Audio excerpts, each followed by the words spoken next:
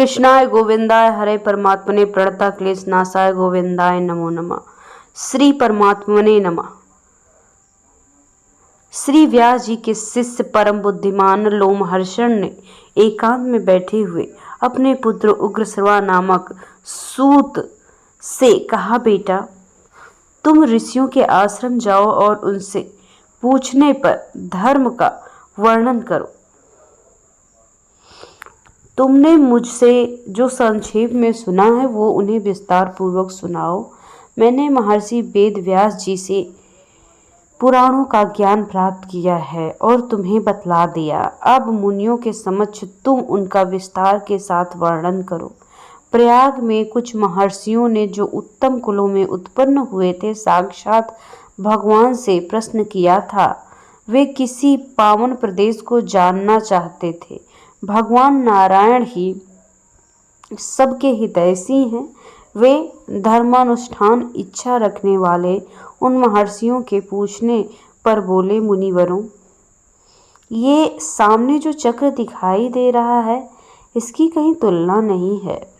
इसकी नाभि सुंदर और स्वरूप दिव्य है। ये सत्य की ओर जानने वाला है। इसकी गति सुंदर एवं कल्याणमयी है। तुम लोग सावधान होकर नियम पूर्वक इसके पीछे पीछे जाओ। तुम अपने लिए हितकारी स्थान की प्राप्ति करो।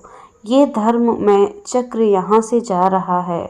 जाते जाते जिस स्थान पर नेमी जीर्ण शीर्ण होकर गिर पड़े उसी को पुण्य में प्रदेश समझना। उन सभी महर्षियों से ऐसा कहकर भगवान अंतर्ध्यान हो गए और वो धर्म चक्र नैमिषारण्य के गंगा वर्त नामक स्थान पर जा गिरा।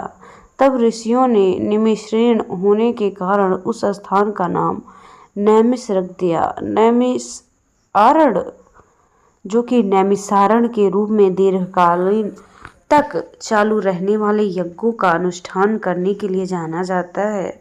वहीं तुम जाओ और ऋषियों के पूछने पर उनके धर्म विषयक संशयों का निवारण करो। तदंतर ज्ञानी उग्रश्रवा पिता की आज्ञा मानकर उन मुनीश्वरों के पास गए तथा उनके चरण को पकड़कर हाथ जोड़कर प्रणाम किया। सूत जी बड़े बुद्धिमान थे। उन्होंने अपनी नम्रता और प्रणाम आदि के द्वारा महर्षियों को संतुष्ट किया। वे यज्ञ में भाग लेने वाले महर्षि सदस्यों सहित बहुत प्रसन्न हुए। सब ने एकत्रित होकर सूत जी का यथायोग्य आदर सत्कार किया। ऋषि बोले, देवताओं के समान तेजस्वी सूत जी, आप कैसे और किस देश से यहाँ आए हैं? अपने आने का कारण बतलाइए। सूत जी कहते हैं, महर्षियों, मेरे बुद्धिमान पिता शिष्य वेद व्यास शिष्य लोमहर्षण ने मुझे ये आज्ञा दी है कि तुम मुनियों के पास जाकर उनकी सेवा में रहो और वे जो कुछ पूछे उन्हें बताओ। आप लोग मेरे पूज्य हैं। बताओ मैं कौन सी कथा कहूँ? पुराण, इतिहास अथवा भिन्न भिन्न प्रकार के धर्म, जो आज्ञा दीजिए वही सुनाओ। सूत जी का ये मधुर वचन सुनकर वे श्रेष्ठ महर्षि बड़े प्रसन्न हुए। अत्यंत विश्वसनीय विद्वान लोमहर्षण पुत्र उग्रश्रवा को उपस्थित देखकर उनके हृदय में पुराण सुनने की इच्छा जागृत हुई। उस यज्ञ में यजमान थे महर्षि शौनक, जो संपूर्ण शास्त्रों के विशेषज्ञ, मेधावी तथा विज्ञान में अरण्यक भाग के आचार्य थे। वे सब महर्षियों के साथ श्रद्धा का आश्रय लेकर धर्म सुनने की इच्छा से बोले। शौनक ने कहा, महाबुद्धिमान सूत जी, आपने इतिहास और पुराणों का ज्ञान प्राप्त करने के लिए ब्रह्म ज्ञानियों में श्रेष्ठ भगवान व्यास जी की भली भांति आराधना की है। उनकी पुराण विषयक श्रेष्ठ बुद्धि से आपने अच्छी तरह लाभ उठाया है। महामते, यहाँ जो श्रेष्ठ ब्राह्मण विराजमान है, इनका मन पुराणों में लग जाता है। ये पुराण सुनना चाहते हैं, अतः आप इन्हें पुराण सुनाने की कृपा करें।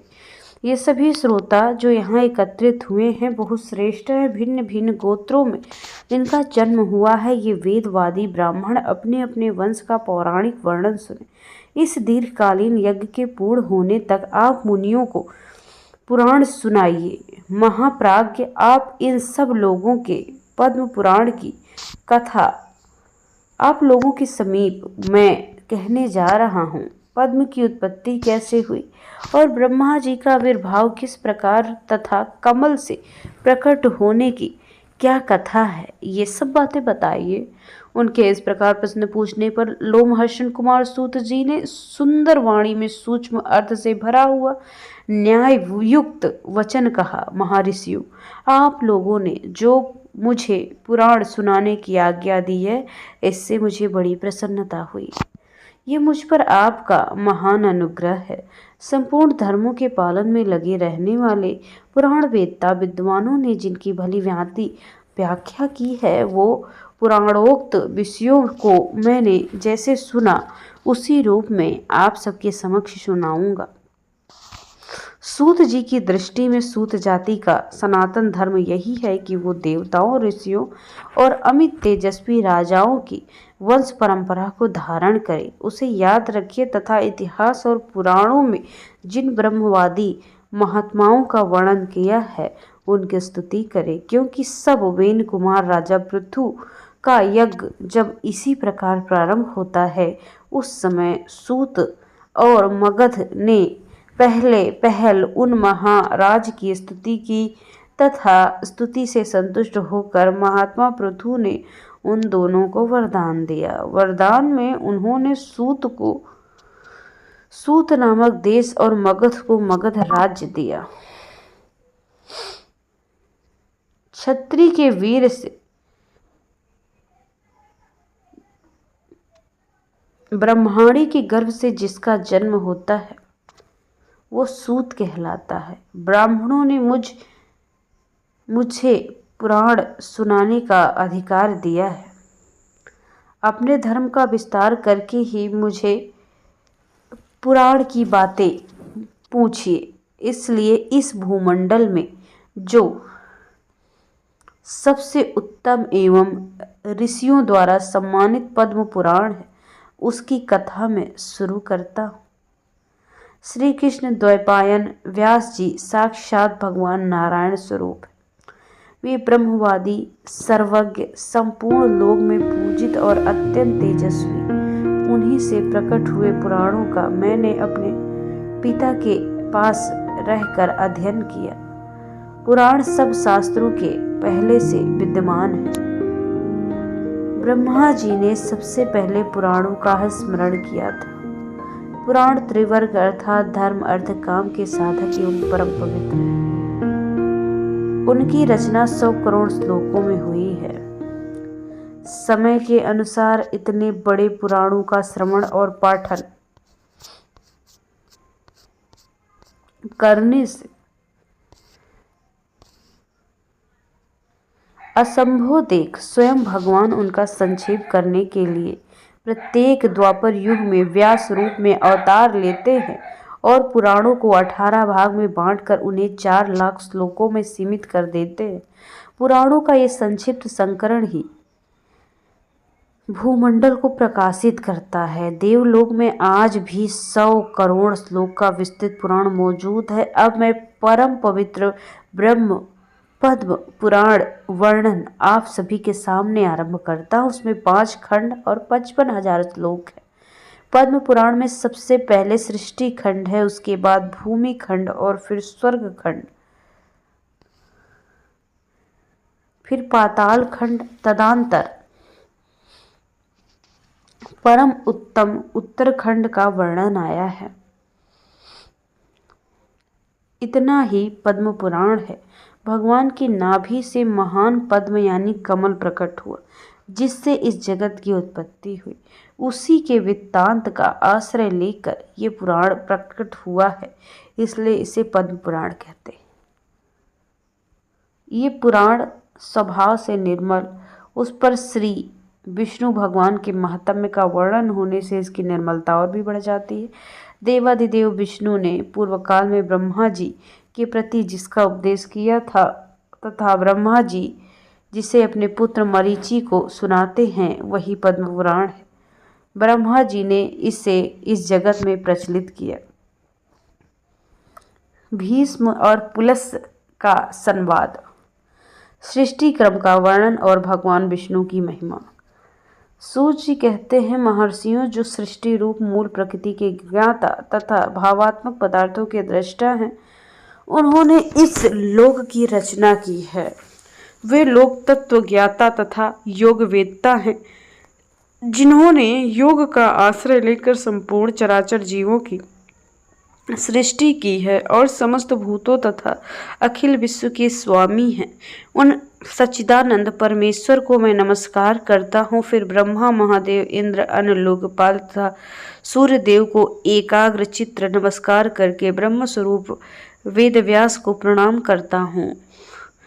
उन्हीं से इस पद्म पुराण को प्राप्त करके मैं आपके समक्ष प्रकाशित करने जा रहा हूँ, जो नित्य सत्य स्वरूप अव्यक्त सबका कल्याण करता है।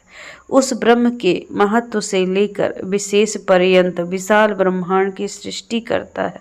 वो विद्वानों का निश्चित सिद्धांत है। सबसे पहले हिरण्मय यानी तेजोमय अंड में ब्रह्मा जी का प्रादुर्भाव हुआ। वह अंड सब ओर से जल से घिरा, जल के बाहर तेज का घेरा तथा तेज के बाहर वायु का आवरण। वायु आकाश और आकाश भूतादि यानी तामस अहंकार से घिरा था। पाताल खंड के अहंकार को महत्व में घेरा रखा और महातत्व अव्यक्त मूल प्रकृति से घिरा है। उस अंड को संपूर्ण लोक की उत्पत्ति का आश्रय बताया गया। इसके सिवा इस पुराण में नदियों और पर्वतों की उत्पत्ति का बारंबार वर्णन आया है। मनवंतरों और कल्पों का भी संक्षेप में वर्णन है। पूर्व काल में ब्रह्मा जी महात्मा पुलस्त्य को इस पुराण का उपदेश देते हैं। फिर पुलस्त्य ने हरिद्वार में भीष्म जी को सुनाया। ये पुराण का पठन, श्रवण और विशेषता स्मरण धन, यश और आयु को बढ़ाने में संपूर्ण पापों के नाश करने वाला है। जो द्विज अंगों और उपनिषद सहित चारों वेदों का ज्ञान रखता है, उसकी अपेक्षा वो अधिक विद्वान है जो केवल इस पुराण का ज्ञाता है। इतिहास और पुराणों के सहारे वेद की व्याख्या करनी चाहिए, क्योंकि वेद अल्पज्ञ विद्वानों से ये सोचकर डरता है कि कहीं ये मुझ पर प्रहार न कर बैठे, अर्थ का अनर्थ न कर बैठे। तात्पर्य यह है कि पुराणों का अध्ययन किए बिना वेदार्थ ठीक ज्ञान नहीं हो पाता। ये सुनकर ऋषियों से सूत जी ने पूछा, उन्हें भीष्म जी के साथ पुलस्त्य ऋषि का समागम कैसे हुआ? पुलस्त्य मुनि तो ब्रह्मा के मानस पुत्र हैं। मनुष्यों को उनका दर्शन होना दुर्लभ है। महाभाग भीष्म जी को जिस स्थान पर जिस प्रकार पुलस्त्य जी का दर्शन हुआ वो सब बतलाइए। सूत जी कहते हैं, महात्माओं, साधुओं का हित करने वाली विश्व पापनी महाभागा गंगा जी जहाँ पर्वत मालाओं को भेद कर बड़े वेग के साथ बाहर निकलती हैं, वहाँ महान गंगा द्वार के नाम यानी हरिद्वार के नाम से विख्यात है। पितृभक्त भीष्म जी वहाँ निवास करते थे। वे ज्ञानोपदेश सुनने की इच्छा से बहुत दिनों से महापुरुषों के नियम का पालन करते थे। स्वाध्याय और तर्पण के द्वारा देवताओं और पितरों की तृप्ति तथा अपने शरीर का शोषण करते हुए भीष्म जी के ऊपर भगवान ब्रह्मा बड़े प्रसन्न हुए। वे अपने पुत्र मुनि श्रेष्ठ पुलस्त्य से बोले, बेटा, तुम कुरुवंश का भार वहन करने वाले वीरवर देवव्रत के जिन्हें भीष्म कहते हैं समीप जाओ, उन्हें तपस्या से निवृत्त करो और इसका कारण भी बताओ। महाभाग भीम अपने पितृभक्ति के कारण भगवान का ध्यान करते हुए गंगा द्वार पर निवास करते हैं। उनके मन में जो कामना है शीघ्र ही पूर्ण करो, विलंब ना करो। भीष्म पितामह का वचन सुनकर मुनिवर पुलस्त्य जी गंगा द्वार आए और भीष्म के द्वारा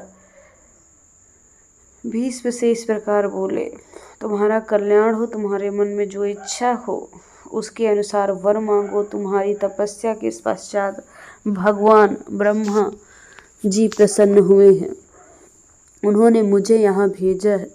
मैं तुम्हें वन वांछित वरदान दूंगा। पुलस्त्य जी का वचन सुनकर उनके कानों को सुख पहुंचा। उन्होंने भीष्म ने आंखें खोल दी और पुलस्त्य जी के सामने खड़े हुआ देख उनके हृदय में अनुराग उत्पन्न हुआ। उन्होंने देखा कि भीष्म जी उनके चरणों पर गिर पड़े। उन्होंने संपूर्ण शरीर से पृथ्वी को स्पर्श किया तथा मुनि को साष्टांग प्रणाम किया और कहा, भगवान, आज मेरा जन्म सफल हो गया। ये दिन का इंतजार मैंने बहुत दिनों से किया है, क्योंकि आज आपके विश्ववंद चरणों का मुझे दर्शन हुआ। आज आपने दर्शन दिया और विशेषता मुझे वरदान देने के लिए गंगा तट पर पदार्पण किया। इतने से ही मेरी तपस्या का फल मिल गया। ये कुश की चटाई है, इसे मैंने अपने हाथों से बनाया है।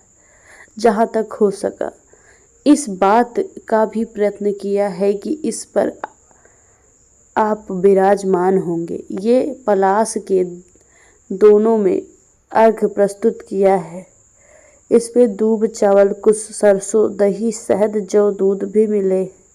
प्राचीन काल में ऋषियों के ये अष्टांग अर्घ ही अतिथियों को अर्पण करने योग्य बतलाए जाते हैं।